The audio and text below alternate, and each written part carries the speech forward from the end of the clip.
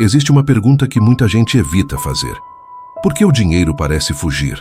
Você trabalha, se esforça, tenta melhorar, faz planos, mas no fim, parece que o dinheiro entra e desaparece. Ou pior, parece que nunca chega na medida suficiente. E então a maioria pensa, eu preciso ganhar mais. Mas e se o problema não for apenas quanto dinheiro entra? E se o problema estiver no padrão invisível que decide o que acontece quando o dinheiro aparece? Napoleon Hill dizia que a riqueza começa primeiro na mente, antes da conta bancária, antes dos resultados, antes das oportunidades. Porque o dinheiro não responde apenas ao esforço, ele também responde à mentalidade. Carl Jung dizia que aquilo que permanece inconsciente continua dirigindo nossa vida. E então, chamamos isso de destino. Agora pensa nisso. E se sua vida financeira estiver sendo dirigida por crenças que você nunca escolheu conscientemente? Talvez você tenha crescido ouvindo: dinheiro é difícil, rico não presta, dinheiro não nasce em árvore, a vida é uma luta, prosperidade é para poucos. Na infância isso parecia apenas frase, mas a mente estava registrando, e com o tempo, essas frases deixaram de ser opiniões e se transformaram em programação, a programação da escassez. E uma mente treinada para a escassez não enxerga dinheiro da mesma forma. Ela enxerga risco, culpa, medo, perda, dificuldade. Por isso, muitas pessoas querem prosperar, mas emocionalmente continuam se relacionando com o dinheiro como se ele fosse ameaça. Florence Scovel Shinn ensinava que a vida responde àquilo que aceitamos como verdade. E talvez sua verdade sobre dinheiro tenha sido construída por medo, por repetição, por experiências antigas, por histórias que você ouviu durante anos. O estoicismo ensinava que não sofremos apenas pelos fatos, sofremos pela interpretação que fazemos deles. E isso se aplica profundamente à vida financeira, porque duas pessoas podem ganhar a mesma quantia, uma constrói estabilidade, a outra continua presa na escassez. O dinheiro é o mesmo, mas o padrão é diferente. Uma pessoa pensa em construção, a outra pensa em sobrevivência. Uma decide com clareza, a outra reage com ansiedade. Uma vê oportunidade, a outra vê ameaça. E aos poucos, o resultado financeiro começa a refletir o padrão interno. Talvez você não tenha um problema com dinheiro. Talvez tenha um padrão financeiro, um padrão de gastar para aliviar emoções, um padrão de adiar decisões, um padrão de esperar o momento perfeito, um padrão de acreditar que nunca é suficiente, um padrão de medo quando surge uma oportunidade. E enquanto o padrão não muda, a realidade tende a repetir o mesmo resultado. Carl Jung dizia que aquilo que não se torna consciente tende a se repetir. E então chamamos isso de destino. Mas talvez não seja destino. Talvez seja repetição, talvez seja programação, talvez seja uma identidade financeira que você ainda não questionou. Agora observa algo importante. Muitas pessoas acham que se ganhassem mais dinheiro, tudo estaria resolvido. Mas isso nem sempre é verdade, porque ganhar dinheiro e sustentar prosperidade são coisas diferentes. Ganhar exige esforço, mas sustentar exige consciência, disciplina, clareza, identidade. Napoleon Hill dizia que riqueza não é apenas receber, é desenvolver a mente capaz de preservar e expandir. Por isso, existem pessoas que aumentam a renda, mas continuam endividadas. Pessoas que ganham mais, mas continuam ansiosas. Pessoas que recebem oportunidades, mas continuam se sabotando. Porque o padrão antigo continua operando. O dinheiro entra, mas encontra a mesma mente, a mesma ansiedade, o mesmo medo, a mesma desorganização. E então sai. Não porque o dinheiro odeia você, mas porque o padrão ainda não mudou. Florence ensinava que aquilo que sustentamos internamente aparece em nossas experiências. E talvez sua vida financeira esteja apenas mostrando o estado interno que você sustentou por muito tempo. Medo, escassez, culpa, insegurança, comparação, impulso. Agora pensa nisso. Se você acredita que dinheiro sempre desaparece, como tende a agir quando recebe? Com medo, com pressa, com tensão. Se acredita que nunca é suficiente, como tende a decidir? A partir da falta. Se acredita que prosperidade não é para você, como reage diante de uma oportunidade? Com dúvida, com hesitação, com autossabotagem. E aqui entra um ponto muito importante. Muita gente não tem medo da pobreza, tem medo da prosperidade. Parece estranho, mas pense.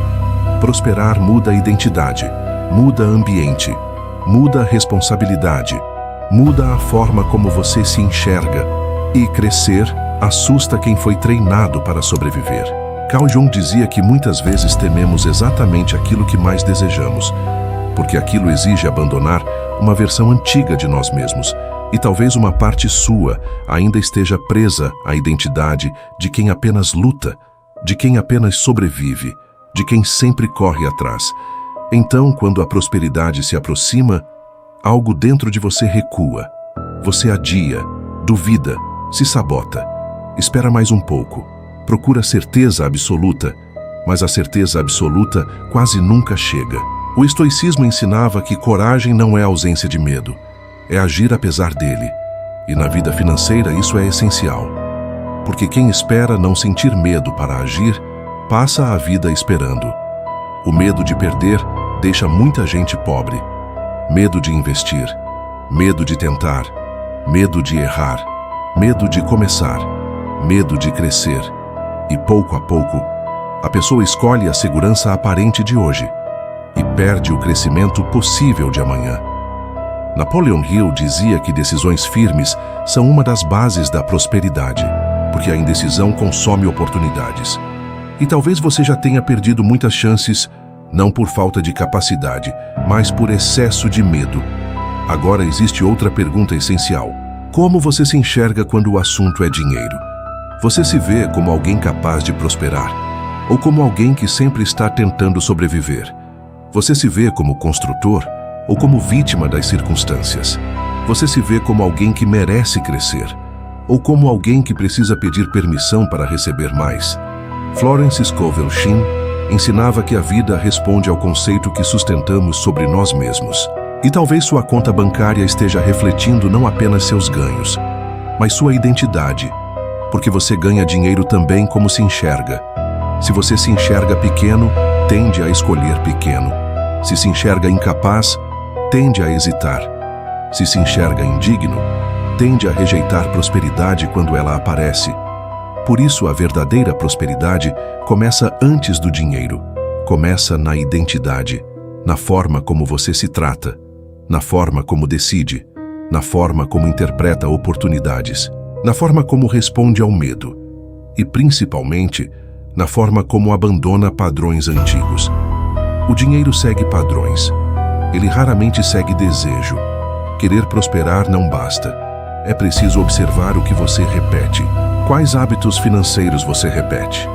Quais pensamentos sobre dinheiro você alimenta? Quais emoções surgem quando você recebe? Quais emoções surgem quando você gasta? Quais decisões você adia? Quais oportunidades você evita? Porque talvez sua prosperidade não dependa de um grande milagre. Talvez dependa de pequenas decisões repetidas com consciência. Uma mente próspera não é aquela que nunca sente medo. É aquela que não permite que o medo decida tudo. Uma mente próspera não é aquela que nunca erra. É aquela que aprende com o erro e ajusta o padrão. Uma mente próspera não é aquela que apenas deseja a abundância. É aquela que constrói hábitos compatíveis com a abundância. O estoicismo ensinava que o caráter é formado por ações repetidas. E sua vida financeira também. Não é uma escolha isolada. É o conjunto de pequenas escolhas que você repete quando ninguém está vendo. A compra impulsiva, a decisão adiada, a oportunidade ignorada, o medo alimentado, a crença repetida, o planejamento evitado. Tudo isso parece pequeno, mas ao longo do tempo, pequenos padrões criam grandes resultados ou grandes bloqueios. A boa notícia é que nenhum padrão é sentença. Crenças podem ser questionadas, hábitos podem ser substituídos, identidade pode ser reconstruída e a mente pode ser treinada. A pergunta é: você está disposto a observar sua vida financeira sem se culpar, mas com responsabilidade? Porque culpa paralisa, mas consciência transforma. Talvez o dinheiro não esteja fugindo de você. Talvez ele esteja apenas revelando onde sua mente ainda vive na escassez, onde sua identidade ainda teme crescer, onde seus hábitos ainda sabotam sua prosperidade, onde suas crenças ainda limitam suas decisões. E quando você enxerga isso, algo muda. Você deixa de perseguir dinheiro com desespero e começa a construir uma relação mais consciente com ele, mais madura, mais disciplinada, mais alinhada. Porque prosperidade verdadeira não é apenas ter mais. É se tornar alguém capaz de sustentar mais, com equilíbrio, com inteligência, com consciência, com paz.